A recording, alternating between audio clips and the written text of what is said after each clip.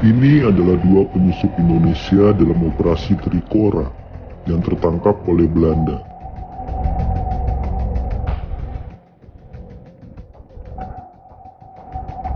Mereka dikawal menuju kamp militer dan dipamerkan kepada awak media.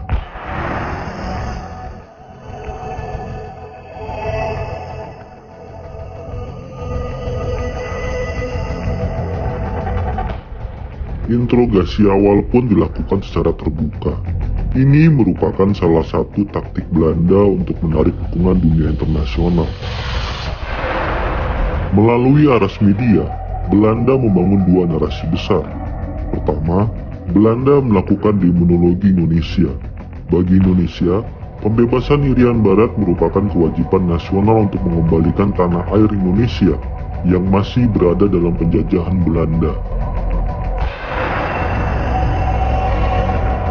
Alih-alih, Belanda justru membangun propaganda bahwa penyusupan Indonesia ke Irian Barat merupakan agresi militer, satu tindakan biadab bangsa kulit coklat yang ingin menjajah bangsa Papua.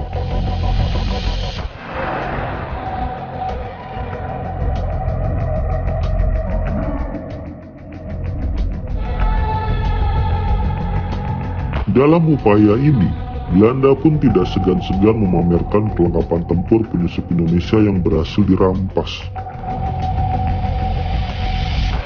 Perlengkapan tempur Indonesia dibeli dari Uni Soviet, sehingga terbangunlah propaganda bahwa Indonesia berafiliasi dengan negara komunis terbesar saat itu.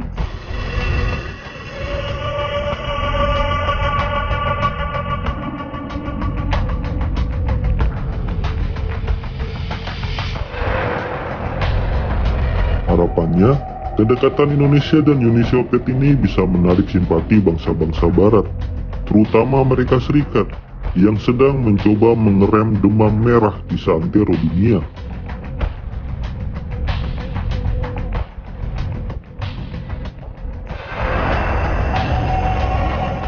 Kedua, melalui aras media massa, Belanda membangun citra diri sebagai bangsa beradab.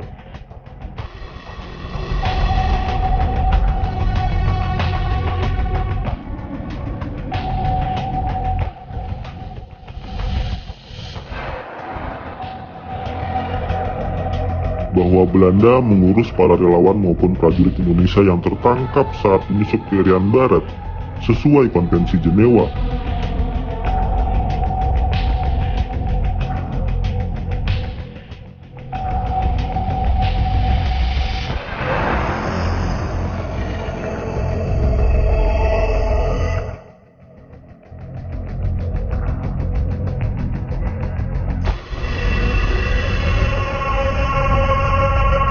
Bahkan, mereka yang terluka dirawat dengan baik di rumah sakit.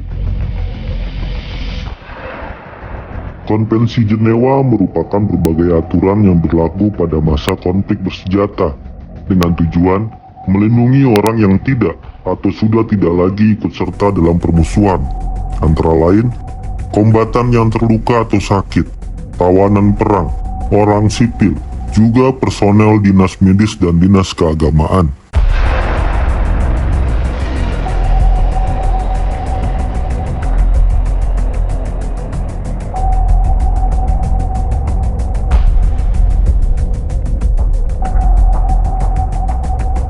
Di atas kertas, para tahanan ini diperlakukan sesuai Konvensi Jenewa.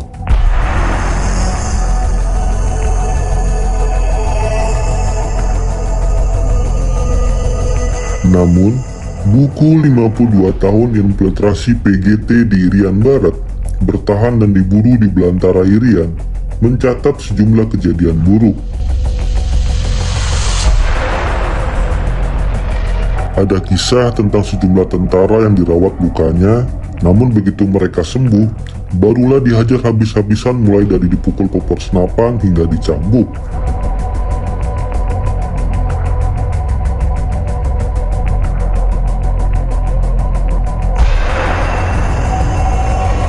Dikisahkan pula, banyak tentara Belanda yang sebenarnya lahir di Hindia Belanda. Mereka fasih berbahasa Jawa, Sunda, Ambon, atau Manado. Mereka sering memaki-maki para tahanan, juga menghina Presiden Soekarno. Kopral Udara Satiran berkisah pernah disuruh tentara Belanda untuk memanjat pohon kelapa. Lalu, setelah tiba di puncaknya, ia dipinta untuk melompat turun. Lain waktu, tentara Belanda menyuruh para tahanan berlari sembari membawa karung berisi batu selama berjam-jam. Juga memindahkan batu bata satu kapal penuh dengan tangan kosong.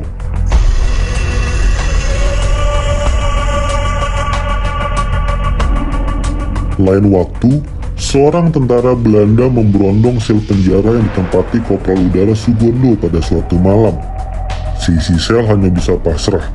Puji syukur, mereka masih bisa selamat.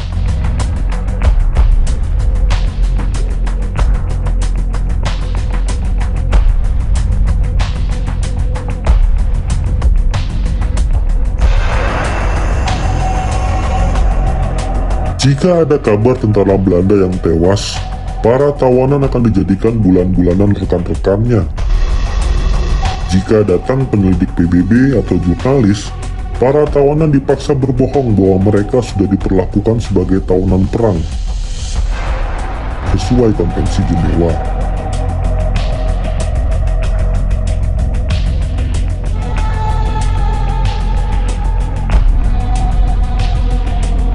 Mereka mendekam dalam tahanan hingga perjanjian New York ditandatangani pada 15 Agustus 1962.